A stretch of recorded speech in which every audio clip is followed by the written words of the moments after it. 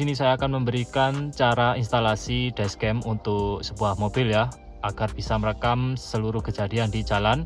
Akan saya tunjukkan bagaimana cara untuk instalasi, mulai dari setting, peletakan kabel-kabelnya, dan juga untuk bagian kamera belakangnya nanti ya. Nah, untuk tutorialnya setelah review ini ya. Oke, di sini saya akan review sedikit mengenai dashcam 70 My A500S ya. Ini kalian dapat dua kotak. Ini yang untuk di depan, yang ada monitornya kecil. Sedangkan ini untuk yang belakang. Akan saya review nanti ini ya. Jadi kita fokus yang di depan saja ini dulu, atau kamera depan. Kalau kalian lihat di sini, untuk packagingnya ini juga lumayan bagus ya. Kalau dibuka itu seperti ini. Nah, kalian mendapatkan seperti amplop seperti ini ya. Nah, di dalam amplop ini ada stiker kecil. Ini nanti yang akan dipakai untuk menempelkan dashcamnya di kaca. Dan ini ada seperti kartu garansi ya. Nah, ini untuk dashcamnya, untuk di bagian depan dia ada monitor kecilnya ya. Ini bisa diatur ya untuk kameranya. Nah, di sini ada sebuah alat ya, pengungkit yang nantinya digunakan sebagai pengungkit dashboard kalau kalian ingin memasukkan kabelnya ke dalam dashboard. Lalu di sini ada colokan USB yang nantinya akan digunakan untuk power dari dashcamnya. Dan di sini ada kotak kecil. Nah, ini nantinya yang akan ditempel di stiker kecil yang menempel pada kaca ya teman-teman. Dia sistemnya klip. Nanti itu klipnya ditempelkan pada dashcam yang kamera depan.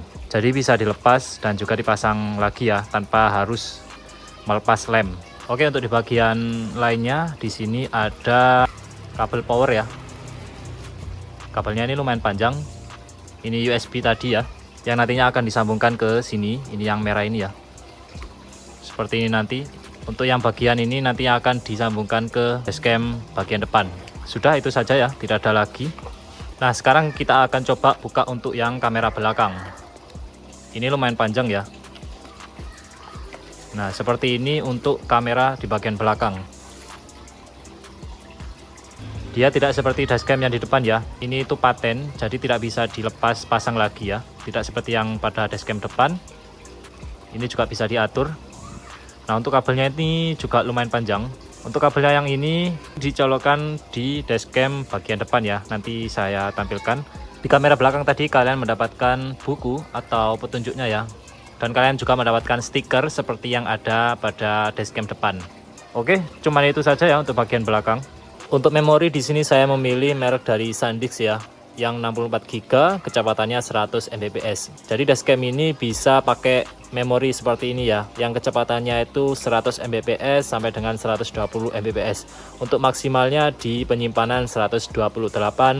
Kalian pilih tipe yang kelas 10, wajib original ya, karena kalau tidak original tidak akan berfungsi pada dashcam ini. Untuk pertama kali kalian pasang terlebih dahulu untuk kabel yang kamera depan ya, atau dashcam yang depan. Ini sudah saya pasang sih, tapi nggak apa ya, ini saya tunjukkan bagaimana jalurnya. Ini untuk yang dashcam depan, ini saya masukkan ya ke sini menggunakan alat pengungkit yang telah didapatkan tadi. Nah, ini kabelnya ke sini ya, jatuh ke sini. Lalu kalian buka untuk karet ini teman-teman. Karet pintu ini kalian buka, lalu kalian masukkan, ini dia kabelnya. Nah, ke sini ya. Dari karet ini kalian ngolong ya, di sini kabelnya itu bisa kalian masukkan ke sini ya, di bawah setir lalu tembus di sini. Nah, dia langsung ke power sini teman-teman. Kalau saya sih begitu, ini kabelnya ya. Sudah saya ikat pakai kabel tis dan sudah rapi. Tinggal kalian rapikan untuk karetnya. Untuk kamera belakang di sini agak susah karena saya harus memasukkan kabelnya terlebih dahulu ya ke dalam karet di bagasi. Ini sudah saya masukkan ya. Dan ini memang agak susah, jadi kalian butuh effort untuk memasukkan kabelnya ke dalam karetnya. Bisa kalian gunakan kawat atau semacamnya untuk memasukkan kabel ke dalam karet. Dan juga ini sudah saya masukkan ke dalam pilar yang di belakang ya. Dan sudah dipasang di plafon, tinggal kalian urut sampai ke depan. Nah, kalau sudah seperti ini kalian tinggal rapikan saja untuk plafonnya. Nah, oke teman-teman, ini sudah saya pasang ya untuk kabelnya di sini. Nah, ini pertama kali kalian ketika setelah pasang dashcam ini ya, ini ada pilihan ya untuk bahasanya. Di sini bahasa Indonesia tidak ada ya teman-teman. Kalian tinggal pilih bahasa Inggris saja. Lalu nextnya yang ini ya, tombol yang paling kanan. Ini ada keterangan kalau hijau di sini itu berarti dia sedang merekam. Kalau biru dia ini standby, kalau merah itu ada terjadi error teman-teman. Kita next saja, next. Nah, ini untuk kalibrasi waktu teman-teman. Nah, bisa kalian kalibrasi sekarang atau bisa nanti. Kalau nanti itu bisa pakai HP teman-teman. Kalian harus mendownload namanya aplikasi 70 My Dashcam. Nah, kalau saya nanti saja ya, ketika sudah tersambung di HP. Jadi ini tinggal ditekan next saja. Oke, karena saya tidak pakai hardware kit ya, jadi next saja. Nah, ini untuk kalian kalau mau scan barcode ini untuk ke aplikasi 70 My-nya juga bisa, atau langsung bisa diketik di Play Store juga bisa. Kita next. Nah, ini sudah bisa teman-teman, sudah terpakai ya. Ini indikatornya hijau yang menandakan dia recording. Namun kalau bisa kalian setting terlebih dahulu ya. Ada di pojok kanan ini ya. Nah, ini sudah ada keterangannya teman. Di sini ada 4 tombol. Kalau di tengah ini untuk geser kanan dan ke kiri. Kita pergi ke sistem setting. Kita pergi ke WiFi hotspot ini teman-teman, untuk menyambungkan dashcam ini ke HP kalian. Bisa iOS dan Android. Nah, ini tinggal turn on ya. Di pojok kanan ini ada tombol. Nah, di sini ada password teman-teman yang harus kalian sambungkan di HP yang akan kalian sambungkan. Kalian bisa langsung sambungkan atau download terlebih dahulu aplikasinya, lalu kalian masuk ke WiFi dengan nama 70 My Pro Plus sesuai dengan dashcam kalian, lalu masukkan sandinya yang sama seperti yang ditampilkan pada dashcam.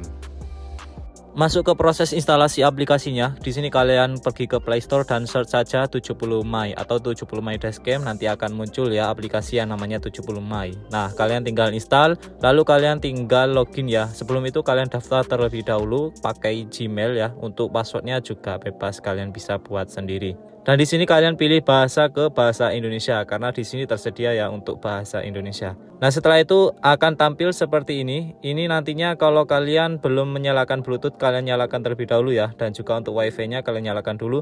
Ini ada beberapa pilihan ya. Kalian pilih dashcam dengan layar sesuai dengan dashcam yang kalian beli. Nah, ini kalian izinkan ya. Jika tampil seperti ini, kalian tinggal sambungkan saja ya ke hotspot yang ada di dashcam. Setelah kalian mengaktifkan WiFi, kalian cari yang namanya itu 70 My Pro Plus sesuai dengan nama yang ada pada dashcam kalian ya di bagian setting tadi. Kalian sambungkan. Setelah tersambung nanti akan muncul notifikasi seperti ini ya. Kalian tinggal centang saja yang ada di dashcam. Setelah kalian gini ya. Nah, harus setujui, kalian tekan ini ya, teman-teman. Nah, dia sudah tersambung di HP seperti ini ya. Nah, kalian bisa cek di sini ya untuk album hasil rekaman videonya dan juga untuk ambil video juga bisa. Setelah melakukan proses otorisasi tadi, ini HP kalian sudah tersambung ke dashcam pada mobil kalian. Usahakan jangan terlalu jauh ya teman-teman untuk handphonenya, karena hotspot ini juga memiliki jarak tertentu ya agar bisa tersambung. Nah, ini akan saya jelaskan untuk di bagian settingnya. Kalian bisa ikuti untuk settingan saya ini ya. Yang pertama itu adalah pengaturan WiFi daya menyala. Itu hotspot ya teman-teman. Kalian bisa nyalakan secara terus ataupun bisa dimatikan. Kalau saya dimatikan. Untuk perekaman suara ini kalian aktifkan agar suara itu bisa direkam juga ya. Durasi layar ini adalah ketika kalian aktifkan ke 1 menit, maka otomatis layar yang ada pada dashcam depan itu akan mati setelah 1 menit. Ini tidak berpengaruh ya, dashcam akan tetap merekam meskipun layarnya itu mati. Dan ini antisipasi agar tidak cepat panas untuk dashcamnya. Untuk waktu sistem ini adalah waktu yang ada pada dashcam ya, kalian tinggal sinkronisasikan dengan HP kalian. Untuk bagian format tanggal ini kalian bebas pilih ya, kalau saya itu yang DD terlebih dahulu untuk bagian awalnya. Bahasa di sini tidak ada Indonesia teman-teman, tinggal kalian pilih bahasa Inggris saja ya yang atas sendiri. Untuk fitur video ini kalau kalian aktifkan dan kalian set di tinggi, perumpamannya itu seperti kalau kalian itu menghantam sebuah lubang di kecepatan tinggi, otomatis dashcam tersebut akan mendeteksi bahwasannya kalian dalam bahaya. Di dashcam nanti ada peringatan teman-teman untuk recording video darurat, dan nanti videonya itu akan dialbum sendiri. Bagi kalian yang ingin mengaktifkan fitur ini, bisa kalian pilih setting di rendah teman-teman, karena di settingan rendah ini juga sangat sensitif. Namun pada rekaman ini saya setting di bagian sedang, lalu beberapa hari kemudian saya setting lagi ke rendah, karena memang kalau saya aktifkan di sedang itu sangat sensitif sekali dan dashcam itu sering merekam video darurat. Volume speaker ini adalah volume yang ada pada dashcam kalian ya teman-teman, bukan volume yang ada pada video rekaman. Untuk pengaturan video di sini saya tidak rubah ya teman-teman, defaultnya seperti ini, kalian pilih yang kompresi tinggi. Durasi video klip ini ketika kalian ingin durasi video pada dashcam itu merekam setiap 1 menit, 2 menit, atau setiap 3 menit. Jadi setiap 3 menit itu video kalian terpotong-potong ya menjadi beberapa bagian berdasarkan durasi hingga 3 menit. Jadi hasil rekaman pada dashcam itu tidak utuh 1 jam, 2 jam sesuai kalian pergi ya. Jadi itu terpotong-potong menjadi beberapa bagian dengan durasi yang telah kalian tentukan. Lanjut ke fitur kecepatan dan koordinat. Ini tuh kecepatan yang ditampilkan pada video kalian ya, beserta koordinatnya bisa kalian aktifkan atau tidak. Fitur atur kata sandi wifi ini kalau kalian ingin mengganti sandi wifi hotspot dari dashcam kalian. Untuk fitur mati otomatis setelah berhenti, itu maksudnya ketika kalian sudah mematikan mesin kalian dan dashcamnya ingin tetap menyala, nah kalian bisa pilih beberapa menit ya setelah dimatikan. Nah ini ada durasinya 5 menit sampai 20 menit. Kalau saya dimatikan saja teman-teman, takutnya menguras aki. Untuk fitur logo 70 My ini bisa kalian aktifkan atau tidak. Kalau kalian aktifkan nanti ada logo 70 My pada hasil rekaman video kalian. Untuk fitur pengawasan parkir dan perekaman timelapse ini tidak saya aktifkan. Jadi saya langsung menuju ke ADAS. Di sini saya mengaktifkan ADAS dan kalian itu harus kalibrasi terlebih dahulu ya. Pastikan dashcam kamera depan itu sudah terpasang.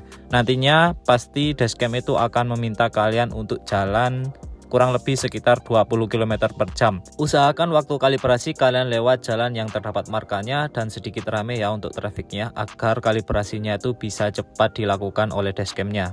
Jadi fungsi ADAS ini seperti asisten kalian teman-teman. Ketika kalian itu keluar dari markah, maka otomatis dashcam tersebut akan mengingatkan kalian kalau di depan kalian itu sudah jalan. Ketika lampu merah, dashcam akan mengingatkan, dan beberapa fitur lainnya ya. Total ada 3 fitur yang nantinya akan digunakan dashcam sebagai asisten atau pengingat kalian pada saat jalan. Untuk 3 fitur ADAS tersebut bisa kalian cek ya di halaman peringatan ADAS. Jadi ada beberapa fitur yang bisa dimatikan. Setelah ini akan saya tampilkan beberapa fitur dari ADAS ini ya teman-teman. Untuk versi iOS-nya kalian tinggal pergi saja ke App Store, lalu kalian tinggal ketikkan 70 My. Nanti akan muncul seperti ini ya teman-teman, 70 My. Lalu kalian tinggal install dan kalian tinggal ikuti saja petunjuk yang diberikan. Tinggal kalian izinkan saja. Nah untuk loginnya seperti tadi ya, sama seperti Android. Jika sudah berhasil login, kalian tinggal pilih plus yang ada pada layar, lalu kalian tinggal pilih dashcam dengan layar. Untuk caranya sebenarnya sama ya dengan Android. Ini sudah terpasang ya untuk dashcamnya. Sudah saya letakkan di bawah spion sini teman-teman. Jadi layar ini akan mati setelah 30 detik yang kita setting tadi ya di HP. Kalau bisa kalian pemasangannya jangan miring ya, yang sejajar biar kameranya itu hasilnya bagus. Dan ini bisa kalian atur ya. Nah ini sudah mati untuk layarnya. Dan untuk kabelnya di sini ya, saya rapikan dengan menggunakan kabel tis. Seperti ini. Sudah rapi ya.